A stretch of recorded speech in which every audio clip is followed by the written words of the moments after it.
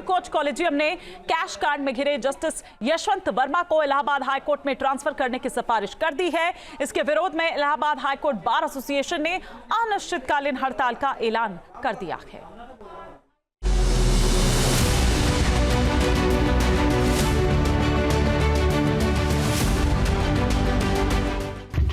And other investigating agencies with full permission to the investigating agencies to apply the law of land to every offender, including the delinquent judge, Justice Yashwant Verma. Delhi high court के justice Yashwant Verma के घर नोटों के bundle से भरी बोरियों में लगी आग तो बुझ गई, लेकिन विवाद का धुआं अभी तक नहीं छटा है,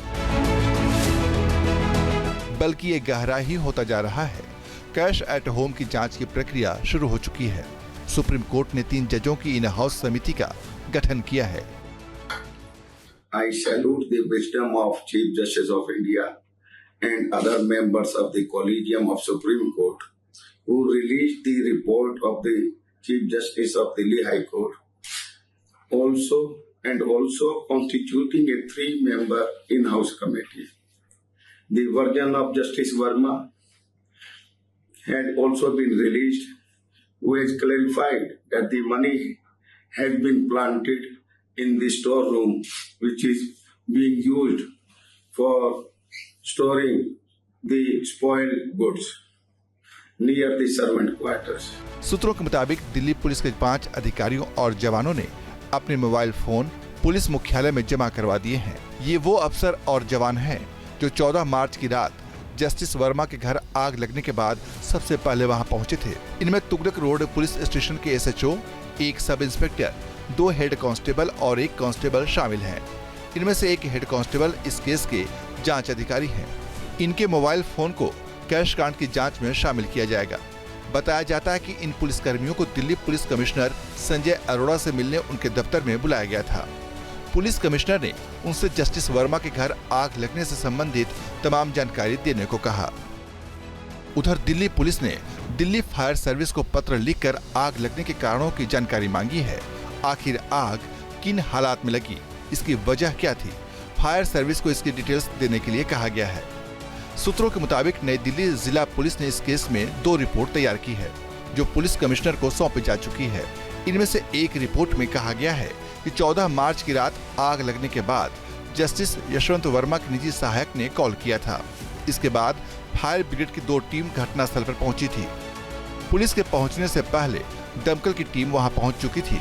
इस रिपोर्ट में यह भी बताया गया है कि एनडीएमसी और सीपीडब्ल्यूडी की टीम भी जस्टिस वर्मा के घर पहुंच गई थी और करीब 20 मिनट में आग बुझा दी गई। दिल्ली पुलिस ने कैश कांड की जांच से जुड़ी जानकारियां दिल्ली हाई कोर्ट के मुख्य न्यायाधीश न्यायमूर्ति डीके उपाध्याय को सौंप दी है। इसमें जस्टिस यशवंत वर्मा के सरकारी आवास पर पिछले 6 महीनों में तैनात सुरक्षा कर्मियों की डिटेल्स शामिल है। इसके अलावा जस्टिस वर्मा की पिछले 6 महीने की कॉल डिटेल रिकॉर्ड भी उपलब्ध करवाई गई है। सीजेआई संजीव खन्ना के निर्देश पर दिल्ली हाई कोर्ट के चीफ जस्टिस डीके उपाध्याय ने पुलिस कमिश्नर से जानकारियां मांगी थी। उधर जस्टिस यशवंत वर्मा ने कैश एट होम मामले में खुद को बेकसूर बताया है। जस्टिस वर्मा ने अपनी सफाई में कहा है, स्टोर रूम उनके मुख्य आवास से अलग है। उनके या उनके परिवार के किसी सदस्य ने स्टोर रूम में कभी कोई कैश नहीं रखा। जिस कमरे में आग लगी वहां घरेलू अनुपयोगी सामग्री रखी जाती थी। स्टोर रूम खुला रहता था, जिसमें स्टाफ और सुरक्षा कर्मी जा सकते थे। जस्टिस वर्मा ने बताया कि घटना वाले दिन वो भोपाल में थे और उन्हें इसकी जानकारी उनकी बेटी से मिली। जस्टिस यशवंत वर्मा कह चुके हैं कि आग बुझाने के दौरान उनके परिवार और स्टाफ के सदस्यों को सुरक्षा कारणों से वहां से हटने के लिए कहा गया था। जब वो लोग आग बुझने के बाद स्टोर रूम में पहुंचे तो उन्हें वहां कोई कैश नहीं मिला। जस्टिस वर्मा ने कहा कि कथित रूप से बोरियों में भरे कैश से उनका कोई लेना देना नहीं है और ये उनकी छवि को खराब करने का षड्यंत्र है। कैश कांड सामने आने के बाद जस्टिस वर्मा से न्यायिक कार्य वापस ले लिए गए हैं और उन्हें इलाहाबाद हाई कोर्ट ट्रांसफर करने की सिफारिश सुप्रीम कोर्ट कॉलेजियम ने कर दी है।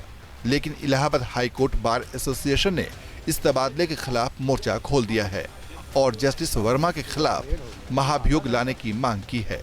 investigating agencies to apply the law of land team to every news offender. Nation. News nation अब व्हाट्सएप पर। खबरों की ताजा अपडेट के लिए न्यूज नेशन के इस क्यूआर कोड को स्कैन करें।